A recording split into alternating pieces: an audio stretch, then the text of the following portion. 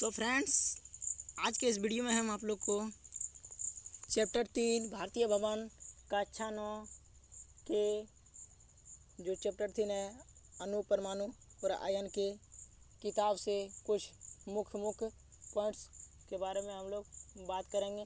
आप लोग वीडियो के अंत तक बने रहिए। तो चलिए वीडियो को स्टार्ट करते हैं। पिछले अध्याय में हम लोगों ने पदार्थ की प्रकृति और रासायनिक संयोग यौगिक के बारे में पढ़ चुके हैं। अब हम लोग पढ़ेंगे अणु परमाणु और आयन के बारे में। तो भारतीय दार्शनिक कनाद 600 BC के अनुसार सभी पदार्थ अत्यंत सूक्ष्म शाश्वत अगोचर कणों से बने हैं, जिसे परमाणुस कहते हैं। उसे क्या कहते हैं? परमाणुस। संस्कृत में परम का अर्थ अणु और परम का अर्थ अंतिम और अणु का अर्थ होता है कण, यानी अंतिम कण, यानी अंतिम कण। परमाणु का मतलब होगा अंतिम, परमाणु का मतलब अंतिम कण हो जाएगा आपका। इसमें जो मुख्य पॉइंट है उसको हम बात करेंगे। तो इसमें आपका हो जाएगा रासायनिक संयोग के नियम। तो रासायनिक संयोग के नियम हम लोग पढ़ रहे हैं। पहला रासायनिक संयोग का नियम का नाम है पदार्थ का अनुस्वरता का नियम। पदार्थ का अनुस्वरता का नियम में क्या बोला जा रहा है कि इस नियम का प्रतिपादन 1774 ईस्वी में लवाइजे ने किया। कौन किए थे? लवाइजे ने। 1774 ईस्वी में पदार्थ का अनुस्वरता का नियम का जो प्रतिपादन हुआ। और दूसरा है निश्चित अनुपात का नियम। निश्चित अनुपात, इस नियम का प्रतिपादन 1789 ईस्वी में प्राउस्ट ने किया था। किसने? प्राउस्ट ने किया था। कि उसने कहे कि किसी रासायनिक यौगिक के सभी शुद्ध नमूनों में एक प्रकार के तत्व भार के विचार से हमेशा एक निश्चित अनुपात में रहता है। जैसे कि जब हम जल बनाते हैं तो H2O, जब हम जल बनाते हैं तो H2O लेते हैं। H2O अगर इसको हम विभक्त करेंगे तो जल का 2 कण, जल का हो जाएगा आपका 2 कण और ऑक्सीजन का 1 कण मिलकर बनेगा आपका जल। अगर भार के विचार से बोले हम तो अगला है डाल्टन के परमाणु सिद्धांत की मान्यता। डाल्टन के परमाणु सिद्धांत की मान्यता जो आपका भारतीय भवन क्लास 9 का बुक है उसी से हम करा रहे हैं। उसके बाद क्वेश्चन आंसर को भी सोल्व करेंगे। आप लोग मेरे चैनल के साथ बने रहें क्योंकि हम क्लास 9 की तैयारी पूरा करवा देंगे। सभी पदार्थ अत्यंत सूक्ष्म कणों से बने होते हैं, आज जिन्हें परमाणु कहते हैं। तो डाल्टन ने बोले थे कि सभी पदार्थ जो है अत्यंत सूक्ष्म कणों के बने होते हैं, जिसे परमाणु कहते हैं। ये परमाणु खंडित नहीं किया जा सकता है। ये परमाणु खंडित नहीं किया जा सकता, यानी बोला कि परमाणु जो है उसको आप कितनों भी कुछ करेंगे तो वह अब टूटेगा नहीं। लेकिन बाद में और वैज्ञानिक आया, उसके बाद बोला कि परमाणु को भी तोड़ा जा सकता है प्रोटॉन, इलेक्ट्रॉन और न्यूट्रॉन में।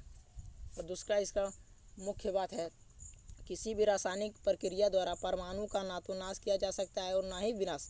परमाणु अनुस्वर है, यानी परमाणु का ना ही तो नाश होगा और ना ही इसका जो उत्पत्ति होगा वह अनुस्वर है, यानी हमेशा जो है वही रहेगा। तीसरा है किसी तत्व के सभी परमाणु समान होते हैं, अर्थात किसी तत्व के सभी परमाणुओं के आकार, द्रव्यमान, रासायनिक गुण आदि सदृश होते हैं। यानी कोई भी तत्व है उसका जो होता है परमाणु सब समान ही होता है, सब उसका समान होता है। अगला है रासायनिक संयोग में 2 या 2 से अधिक तत्वों के परमाणु संयोग करके बनाते हैं। हम लोग जानते हैं पहले चैप्टर में कि तत्वों के रासायनिक संयोग से क्या बनता है। तत्वों के रासायनिक संयोग 2 या 2 से अधिक तत्वों के रासायनिक संयोग से हमारा बनता है यौगिक। यौगिक कैसे बनता है? तो तत्वों के रासायनिक संयोग से 2 या 2 से अधिक। चलिए परमाणु की विशेषता के बारे में हम लोग अब बात कर लेते हैं कि परमाणु का क्या विशेषता है। किसी तत्व के सभी परमाणु सदृश होते हैं, किंतु वे अन्य तत्वों से भिन्न होते हैं।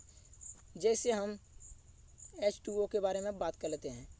हाइड्रोजन का अलग तत्व होता है और ऑक्सीजन का अलग तत्व। सभी का दिखता है, लेकिन इसका जो गुण है हाइड्रोजन का गुण अलग होगा और ऑक्सीजन का गुण अलग होगा।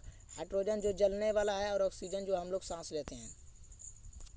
दूसरा है तत्व का प्रत्येक परमाणु तत्व के सभी गुणों को प्रदर्शित करता है।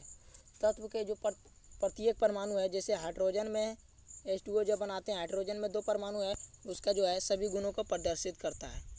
अब परमाणु का आकार के बारे में हम लोग बात कर लेते हैं। परमाणु का आकार परमाणु अत्यंत सूक्ष्म एवं गोलीय हैं। आपको पूछेगा कि परमाणु किस आकार का होता है, तो आप बोलिएगा गोल होता है। इसे साधारण माइक्रोस्कोप से नहीं देखा जा सकता है। जिसका जो परमाणु का जो व्यास होता है, जैसे मानिए परमाणु या मानिए वृत्त है, इसका जो व्यास होता है उसका 10⁻⁻15, यानी व्यास इतना जो है परमाणु होता है। इसे जो है साधारण सूक्ष्मदर्शी से कभी भी नहीं देखा जा सकता है। और अगला है डाल्टन के परमाणु सिद्धांत के आधार पर रासायनिक संयोग नियमों की व्याख्या।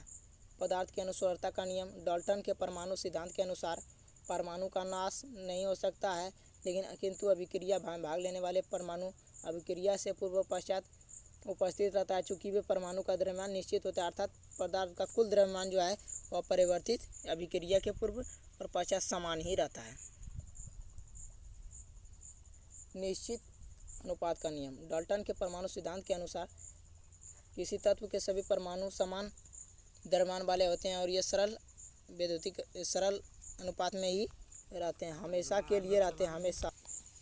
अब बात कर लेते हैं परमाणु क्या है। परमाणु के बारे में हम लोग बात करते हैं तो परमाणु किसी तत्व का वह अंतिम सूक्ष्मतम कण जो रासायनिक अभिक्रिया में भाग लेता है उसे परमाणु कहते हैं। उसे कहते हैं परमाणु जो रासायनिक अभिक्रिया में भाग लेता है। अब आया है संकेत का क्या महत्व है। संकेत के महत्व नीचे लिखा हुआ है।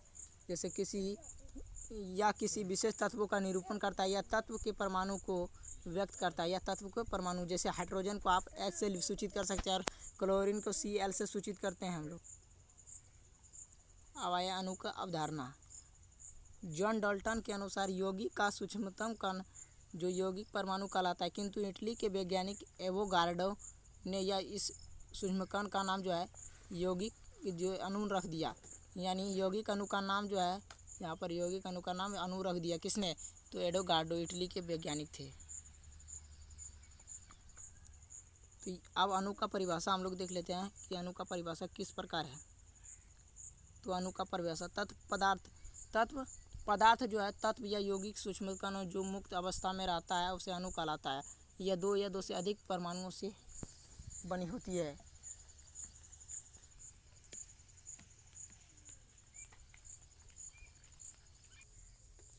तो आज के लिए बस इतना ही रहने देते हैं। आप लोग कमेंट में ज़रूर बताइए कि यह वीडियो आपको कैसा लगा। अगर यह वीडियो आपको अच्छा लगा तो कमेंट में ज़रूर बताइए, अन्यथा नहीं लगा है तो हम इसको छोड़ देंगे और क्वेश्चन आंसर को सॉल्व कराएंगे। Thank you. जय हिंद, वंदे मातरम, टेक केयर।